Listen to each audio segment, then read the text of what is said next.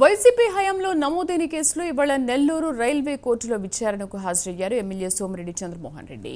కాకాణి గోవర్ధన్ రెడ్డి పుణ్యమా అంటూ కోర్టులో ముద్దాయిగా నిలబడాల్సి వచ్చిందని ఆయన అన్నారు. ఆనందయ్య మందు విషయంలో అక్రమ కేసు పెట్టారని అన్నారు. జగనన్న ఇళ్ల స్థలాల భూముల్లో ఎంత దోపిడీ చేశావో అందరికీ తెలుసని విమర్శించారు. ఎన్నికల కోడ్కి ఒక్కరోజు ముందు అల్లుడికి కోట్ల విలువైన భూములు దోచిపెట్టడం నిజం కాదని సోమిరెడ్డి ప్రశ్నించారు. గోవర్ధన్ రెడ్డి పుణ్యమా అంటూ ఈ కోర్టులో ముద్దాయిగా నిలబడాల్సి వచ్చింది. ఆయన ఆనందయ్య ముందు విషయంలో నా మీద ఒక తప్పుడు కేసు పెట్టారు. వచ్చి కోర్టులో వాయిదాకి నిలబడాల్సిన పరిస్థితి వచ్చింది. సో అన్నీ పక్కన పెడితే ఇటువంటి చాలా కేసులు పెట్టుండారు. ఎన్ని వాయిదాలకు రావాల్సి వస్తుందో ఏందో.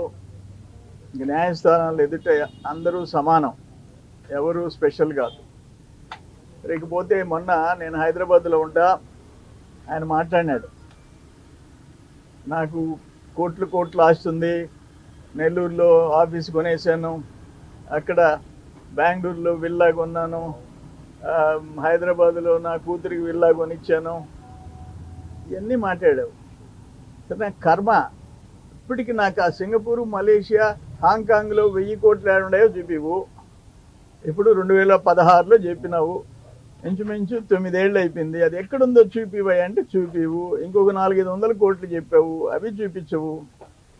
నా అల్లుడికి నేను కొనిబడలే. 60 ఏళ్ల నుంచి వాళ్ళ తాత contractor, Srisailam contractor, SHAR contractor, వాళ్ళ ఫాదర్ కాంట్రాక్టర్, ఇప్పుడు నా అల్లుడి కాంట్రాక్టర్.